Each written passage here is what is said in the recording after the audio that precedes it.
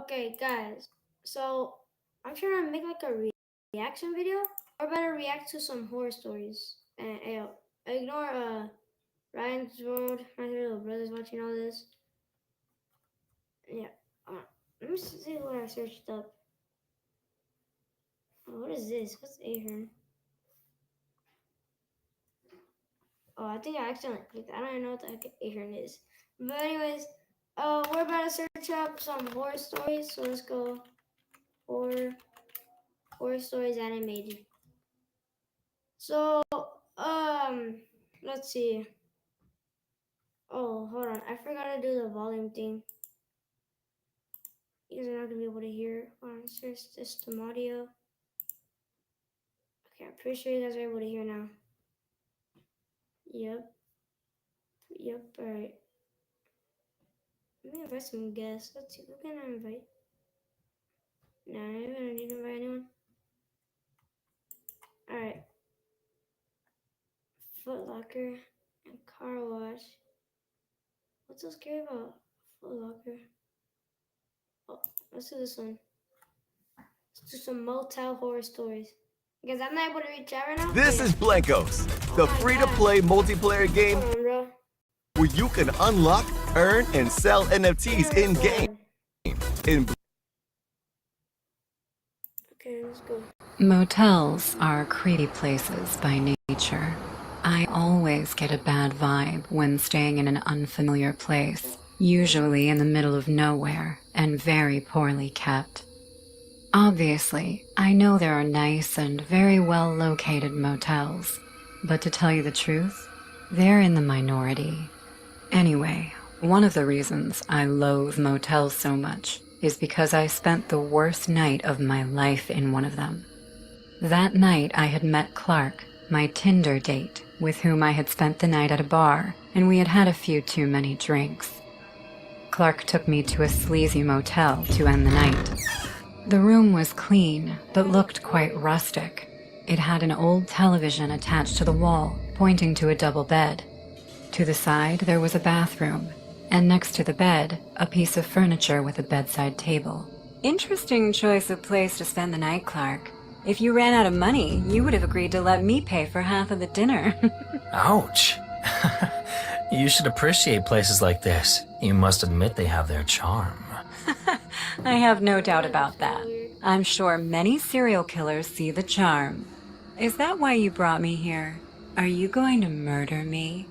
I'm sorry, but that was always the plan. He said, with a slow and seductive tone as we got face to face. But I can assure you, it will be worth it. I guess I can put that in my epitaph. As soon as I said that, we started kissing and threw ourselves onto the bed without stopping at any point. After a few minutes, both of us were on the bed, under the sheets. We were not fully undressed yet, but we were in our underwear, kissing. Suddenly, I heard a vibration, and I stopped kissing Clark. I think they're calling you. My phone is out of battery. Ignore them. I'm sure they're just from work. Oh, okay. As soon as we got close to kissing again, we heard knocks on the door. There was someone behind our door. Wow, really? For fuck's sake. Maybe it's someone lost or the owner of the motel. Let's ignore him. As if in response to this, the person knocked harder. Okay, I had it. I'm gonna see what the hell they want. Clark grabbed his pants and opened the door violently. Behind it, there was a long-haired man. He was wearing a black overcoat with a hood that he pulled down to speak. Hello, I'm sorry to bother you. Is this a bad time? The man spoke in a subtle, relaxed, almost innocent voice. At all times he was smiling, but slightly, nothing too exaggerated. Yes, what do you want? I was walking by the rooms and I heard you. I thought I could come and say hello. What? Who the fuck are you? God. He said very slowly and creeped me out. Clark was also scared and took a few steps back, unable to react to what was happening. Then his cell phone rang again, which took him by surprise and caused him to turn around for a second. During that small moment, the man pulled out a bag and started choking him with all his might. I got up in my underwear and broke a glass over the man's head. Surprised, he realized Clark had taken the bag from his head. As soon as he did that, he saw the man coming at him with a knife and managed to dodge it, but got a big cut on his arm. Seeing his wound, Clark ran out of the room in desperation. The man just watched him go. He didn't look angry. He was disappointed. He then turned his head around and saw me, terrified. Oh, am I blocking your exit? Oops. My bad. Check on the live. Alright. I'm sorry. You can go. He then stepped aside, still holding the knife tightly in his hand. Drop the knife and get out of here. Close the door on your way out. I'm sorry. I can't do that. The man closed the door and stared at me with a somewhat sad face. That face only lasted a few seconds, since he instantly showed me his innocent smile again. You said I could leave. Get away from me. The man started to move, and I walked back even faster. I saw Clark's cell phone on the bedside table, and I backed away to grab it. Then I ran desperately to the bathroom. As I entered, I locked the door from the inside. The creepy man didn't run at any point. He just walked calmly toward me. In a panic, I tried to make a call, but the cell phone had a password. Fuck. On the other side of the bathroom, the man was banging on the door. Excuse me, could I come in? Why are you doing this to me? Leave me alone. Hey, you look angry. Is everything okay? Are you making fun of me? What the hell is your problem? This is for trying to kill you, isn't it? I'm sorry. It's not my fault. He made me do it. What the hell are you talking about? Who's making you kill me? God. He is here with me. I understand you can't see him, but rest assured, in a very short time, you too will see heaven. Listen to me. I am a religious woman. I go to church every Sunday. This is not right. Killing is wrong. Do you understand? Hey, stop crying. This is a good thing. I'm doing it for you. I know, but he will forgive me. This is a part of something much bigger. It is the divine will. You should not resist. Do it for him. I feel that you understand me. We are forming a good bond. You shouldn't be so afraid. When you told me to go, were you really going to let me leave? Tell me the fucking truth. No, I was going to kill you. I'm sorry I lied to you. Would you let me in, please? You're still going to kill me? Yes. Can you unlock the door, please? Still crying, I just ignored him, and he kept patiently knocking on the door. A few seconds later, the phone rang again, and I answered quickly. Please, I need help. I'm trapped in a motel and a man wants to kill me. Please, call 911. What? Who are you? Where is Clark? Clark and I were on a date. We were at a motel and suddenly a man came in. He managed to escape, but I'm locked in the bathroom. The man is outside. Please send someone quickly. What? You bitch! Clark is my husband. Fuck. I'm sorry, okay? I swear, I didn't know. I met him on the internet.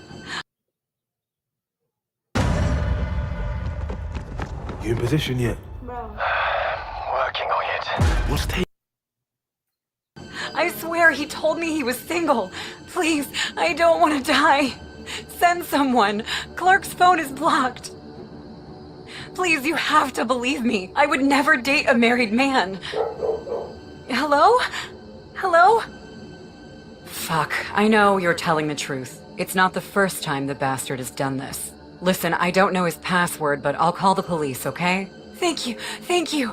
You have no idea how much I appreciate it. Thank you. The hotel where you are, does it have red doors and green windows? Yeah, how did you know that? This fucking son of a bitch. I know where you are. Stay there. I'll send help as soon as possible. Thank you! And honey, if in the future this happens to you again, you don't need to unlock a cell phone to call 911. After saying this, the woman ended the call. To my surprise, the man had stopped knocking on the door as soon as the call began. They're already contacting the police. They're coming right now. Please go away. On the other side of the door, I heard nothing. Are you still there? That doesn't mean I didn't hear anything behind the door, but I wasn't going to take my chances and run away, so I just sat and waited for the police. We spent several minutes in silence. I could wait for hours, as long as someone was coming to rescue me. I thought about calling the police on my own. What if the girl hadn't done it? I turned the phone back on, but I heard voices coming from nearby. Aw. This is the only room rented. They have to be here. Yes, there's more blood in here. Thank you, sir. Now go back and lock yourself in. You may be in danger here. From the way they were talking, I quickly assumed it was the police and the motel owner, so I yelled as loud as I could. I'm here! I'm here! Help! I heard many footsteps running in my direction, and in desperation, I took a chance and opened the door. As I did so, I feared that the voices were friends of the killer, people who would want to harm me, but all of those doubts vanished when I saw the two uniformed men waiting for me. In tears, I hugged one of them, but when I raised my head, I saw him again. The man was standing at the end of the room, in a blind spot for the policeman who had rushed in and didn't see him. He was unclothed, only in boxers. His body was covered in the blood that fell from Clark's wound, and he was just standing there with a smile on his face and the knife in his hand. I walked away from the officers. The man who tried to kill me! Behind you! Both cops turned around in surprise, and in front of them, the man quickly walked toward the officers with the knife raised. Sir, stop right now, or we will shoot. When the man came even closer, both policemen shot him, and he fell to the floor. After being shot 3 times in the chest, the man, who was still smiling, stood up again, as if he felt nothing, and lunged at one of the policemen. Before he could stab him, his partner acted quickly and shot him again. But now, in the head, the man instantly died. A few minutes later, the ambulance and 2 other police cars had arrived. I was outside getting some air with a blanket over my body, waiting for the cops to take me away from the motel. As I watched the ambulance carry away the man's covered body, one of the policemen approached. Apparently, we found your date. He's safe. He ran down the road shirtless like a madman all night. Looks like he'll have a funny story to calm the waters with his wife. You all right, miss? A little better. He's dead, isn't he?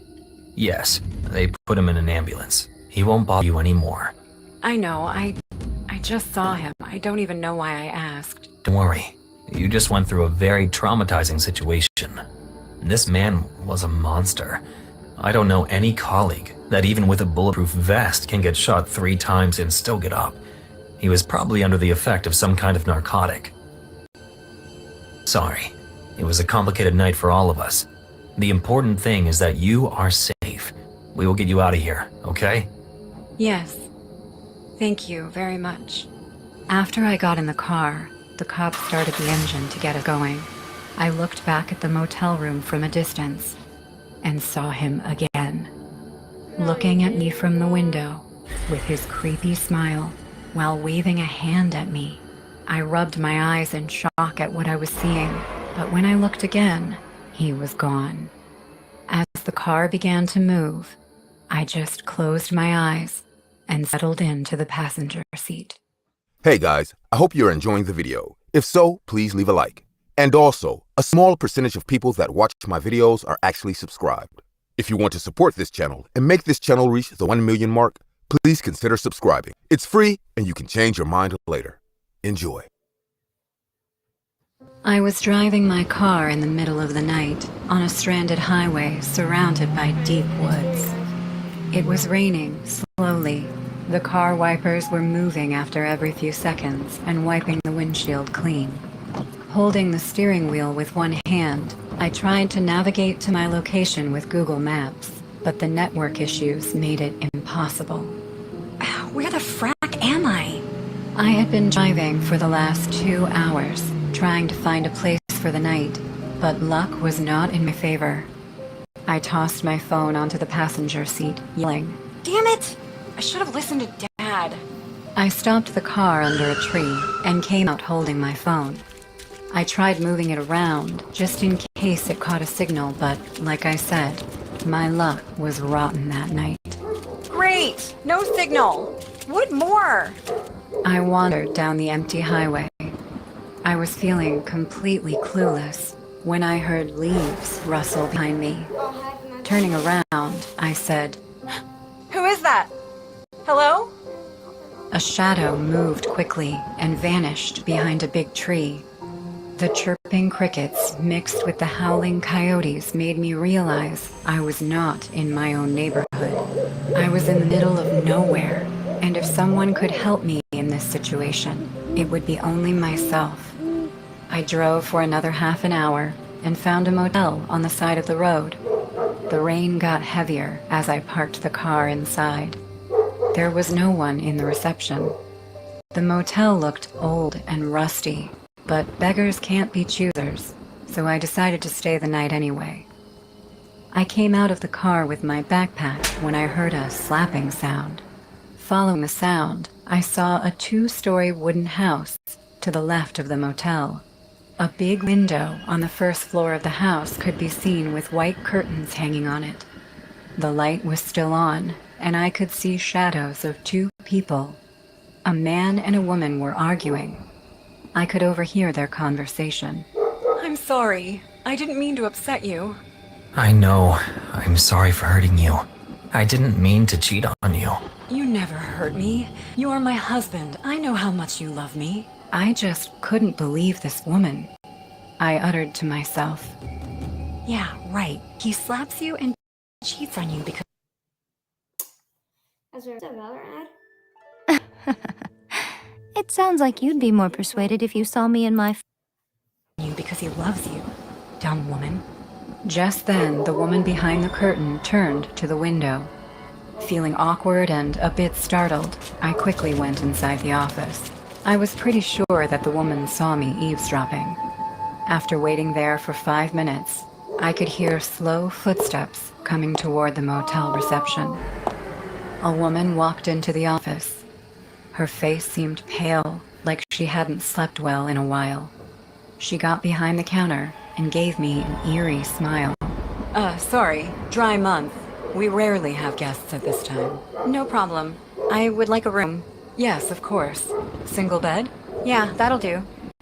She handed me the key of room number 3 and said, Here's your key. It's $35 a night. I gave her 4 $10 bills, saying, Keep the change, thanks. I was too tired to stop for a chat, so I headed straight to my room. I turned back to the house one last time, and the hair on the back of my neck stood up. The shadow of the husband could be seen through that curtain, and this time, he was facing window. So the man was watching me now. What a bunch of weirdos. Spooked out by all this, I walked faster and got inside the room, closing the door behind me. The room looked old. The room's furniture included a table, 2 chairs, a lamp on the bedside, a jug of water on a stand, and a small wooden cupboard hanging on the wall. Dirty, dusty wallpapers were resting on the damp walls. Ugh, dry month it is. I changed into my pajamas and went to wash my face before going to bed. The washroom had a big mirror with water stains on it. The leaky faucet in the sink was creating a spooky tapping sound. As I turned back to the room, my stomach dropped. The room light was turned off. Looking at this invincible darkness outside the washroom, I realized someone came into my room. Drops of sweat appeared on my forehead. I slowly grabbed the metal toothbrush stand and said in a fumbling voice, Who is it? How the hell did you get in? This isn't funny, okay?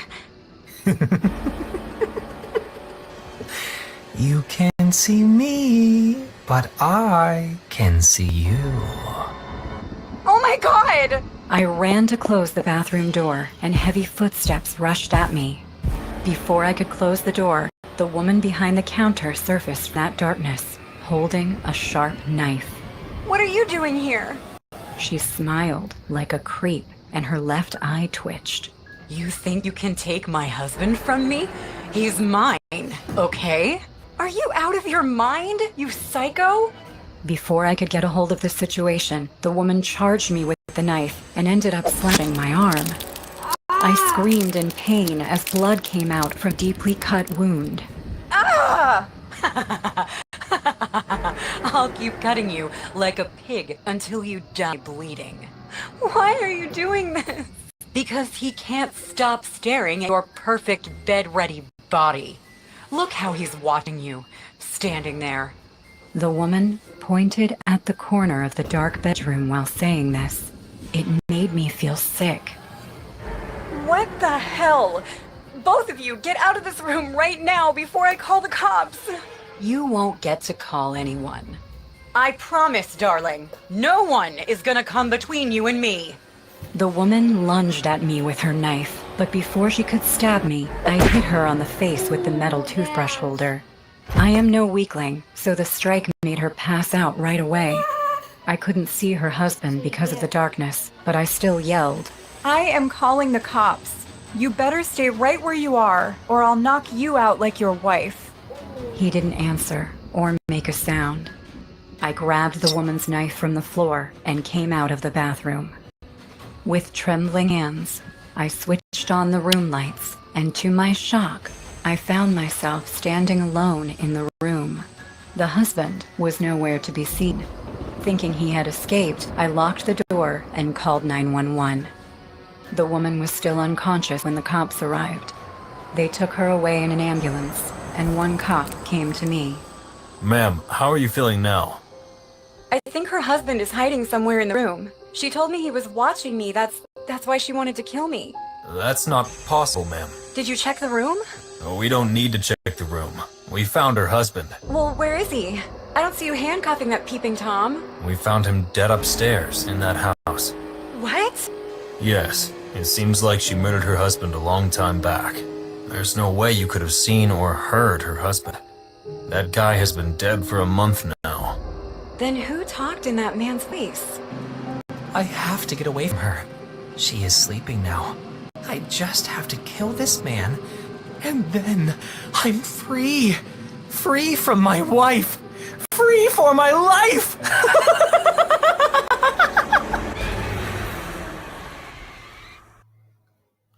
Last story, guys.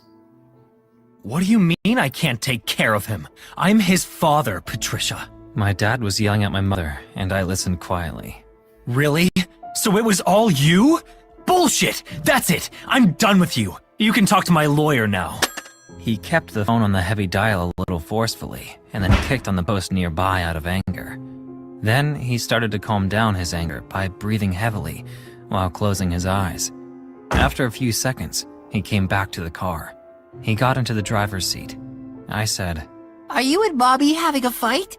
My dad looked at me with a sad face and said, "Would you like to live with me for a while?" Okay. "Thanks, kiddo. So, we will spend the night in a motel, and then I'll get us on the first flight to Berlin tomorrow." Will Mom be coming? Maybe not this time. We were driving down the dark, empty highway. I kept staring at the bushy trees passing us by. Suddenly, my dad took a left, and we saw a red light blinking at some distance on the side of the road. He drove towards the sign and stopped. It was a motel. We got out of the car and he said, "Let's stay the night here. Tomorrow we will drive to Grandpa's." Of the car and he said, "Let's stay the night here. Tomorrow we will drive to Grandpa's. It will be good for us to spend the summer with him." I yawned and nodded my head, saying yes. We started walking to the motel reception. An old man with a round, chubby face was sitting behind the counter. His one eye was poorly stitched from some recent accident. He looked up and down and then looked at me. We don't have rooms. Hey, come on. I have a son. I can't stay in the car. Help me out here. Seeing this, my dad took out a $50 bill and put it on the counter. The man took it and handed us a room key. On that key is written, room number 9. My dad asked the man, "Is there any food?" The vending machine is on the end of the corridor. With his annoyed reply, my dad and I started walking to our room. We stopped outside room 9. Unlocking it, my dad said, "Luca, go lie down on the bed. I will be back with some snacks, okay?" Yes, Dad. I went inside, took off my jacket, and looked at the room. The room had separate beds, and I knew my dad had a habit. Alright, hold on. I'm not trying to be like those people who just keep pausing it, but why would you leave your son alone in a motel room, bro? Of going to the bathroom in the middle of the night. I didn't want my sleep to get disrupted, so I slept on the bed near the room door. I was half asleep when I heard the room door open. Thinking it's my dad, I said, "I'm not hungry now, I need to sleep." I waited for him to answer back, but when 5 minutes went by and he still didn't say a word, I opened my eyes and got spooked. There was a woman sitting near my foot and watching me. I felt as if I was going to die of a heart attack. The way she gazed into my eyes, I felt my body paralyzing with fear. Her pale skin, accompanied by blue veins peeking underneath them, made her look horrible. Her glassy blue eyes looked dead. But when I noticed her neck, I almost peed the bed. Her long, black braided hair was tied to her neck like a hanging rope. She grinned at me, and I opened my mouth to scream. Hey, you! Me? Yeah, you! Don't you want to play something? But no voice came out. Mimicking my fear, she opened her mouth to scream too, but instead of a voice, her long, hanging tongue came out like a flapping dead bird. She started to choke herself with her own braid. Her eyes were bulging out. Her tongue was coming out. Her face started to turn blue when my dad entered and switched on the room light. As soon as the lights hit the floor, I found myself alone in that room. The woman was nowhere to be seen. Seeing me all freaked out, sitting on the bed while breathing heavily, he asked, "Luca, what is it?" I couldn't speak for a while. I just kept staring at him with my fearful eyes. My dad came close to me and said in a worried voice, Hey! Did you have a bad dream?" She was sitting on the side of the bed and watching me. What? Who? Someone came into the room while I was gone? No, I opened my eyes and saw her. My dad checked the room, then the bathroom, but she was gone, vanished in thin air. I think you had a bad dream, kiddo. How did she look? Very bad. What do you mean by very bad? Her face was all blue, and her eyes were rolled up inside of her head. Her long braid was tied around her head. My dad's face changed to suspicion, and he slowly looked around the room. Then he looked back to me and said, "Let's get some sleep." We ate the vending machine snacks and went to bed. I don't remember the time, but I woke up hearing a spine-chilling scream. Suddenly, the lights started to flicker, and the cupboard doors began to open and shut like crazy. I screamed up to my dad, who was watching all this paranormal stuff happen right in front of his eyes. What's happening, Dad? Nothing, just a power outage. Relax, kiddo. The lights flickered a few more times and then the bulb exploded. The room went into complete darkness. The moonlight from the window helped us to see. Suddenly, a female sobbing voice started to come from the corner of the room. A woman was crying in pain, horrible pain. Her cry was maddening and also scary at the same time. My dad said in a fumbled voice, Who are you? Help me. Where are you, Emmy? Everywhere.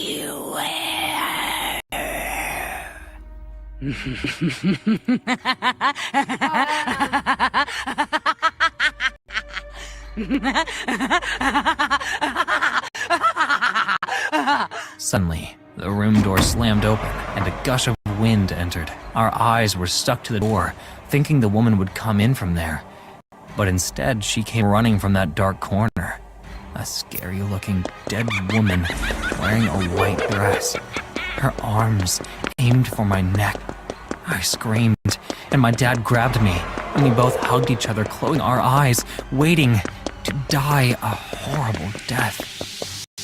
But suddenly, everything went silent. When we opened our eyes, the woman was gone. My dad didn't wait a single extra second. We packed our bags and came out. You can come out now, Wanda. Free $50. Oh, God, these people are so stupid. Get ready for the third round in one night. I'll check the special effects. You give them room 8 this time. It'll be easier for me to travel through the secret doors. This way! This way, gentlemen! Wow, bro, that was fake all along. Damn. I'm under here